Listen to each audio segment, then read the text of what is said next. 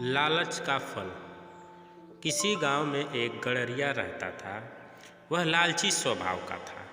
हमेशा यही सोचा करता था कि किस प्रकार वह गांव में सबसे अमीर हो जाए।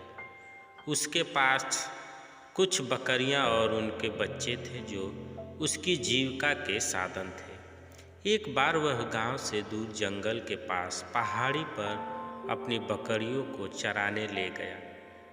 अच्छी घास ढूंढने के चक्कर में आज वो एक नए रास्ते पर निकल पड़ा। अभी वह कुछ ही दूर आगे बढ़ा था कि तभी अचानक तेज बारिश होने लगी और तूफानी हवाएं चलने लगी। तूफान से बचने के लिए गड़रिया कोई सुरक्षित स्थान ढूंढने लगा। उसे कुछ ऊंचाई पर एक गुफा दिखाई दी। गड़रिया बकरियों को वहीं पास बांध उस जगह पर जायजा लेने पहुंचा तो उसकी आंखें फटी की फटी रह गई। वहाँ बहुत सारे जंगली भेड़ें मौजूद थीं। मोटी तगड़ी भेड़ों को देखकर गड़ेरियों को लालच आ गया। उसने सोचा कि अगर ये भेड़ें मेरी हो जाएं तो मैं गांव में सबसे अमीर हो जाऊंगा। इतनी अच्छी और इतनी ज़्यादा भेड़ें तो आसपास के कई गांवों में किसी के पास नहीं है। उसने मन ही मन सोचा कि मौका अच्छा है, मैं कुछ ही देर में इन्हें बहला फुसला कर अपना बना लूँगा, फिर इन्हें साथ लेकर गांव चला जाऊँगा। यही सोचते हुए वह वापस नीचे उतरा।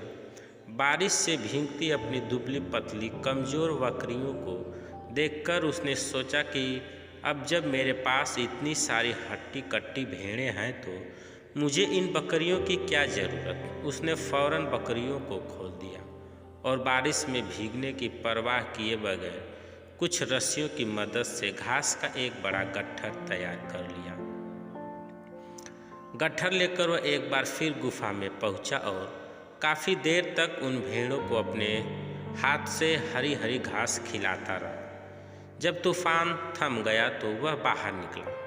उसने देखा कि उसकी सारी बकरियां उस स्थान से कहीं और जा चुकी थीं। गड़ेरियों को इन बकरियों के जाने का कोई अफसोस नहीं था, बल्कि वह खुश था कि आज उसे मुफ्त में एक साथ इतनी अच्छी भेड़ें मिल गईं। यही सोचते सोचते वह वापस गुफा की ओर मुड़ा, लेकिन ये क्या, बारिश थमते ही भेड़ें वहाँ से निकलकर दूसरी तरफ जाने लगी। वह तेजी से दौड़कर उनके पास पहुँचा और उन्हें अपने साथ ले जाने की कोशिश करने लगा, पर भेड़ें बहुत थीं, वह अकेला उन्हें नियंत्रित नहीं कर सकता था। कुछ ही देर से सारी भेड़ें उसकी आंखों से ओझल हो गईं। यह सब देख गड़रियों को गुस्सा आ गया। उसने चिल्लाकर बोला, तुम्हारे लिए मैंने अपनी बकरियों को बारिश में बाहर छोड़ दिया, इतनी मेहनत से घास काट कर खिलाई और तुम सब मुझे छोड़कर चली गई। सचमुच कितनी स्वार्थी हो तुम सब। गड़रिया बदहवास होकर वहीं बैठ गया। गुस्सा शांत होने पर उसे समझ आ गया कि दरअसल स्वार्थी वो भेड़ें नहीं बल्कि वो खुद है, जिसने भेड़ों की लालच में आकर अपनी बकरियां भी खो दी।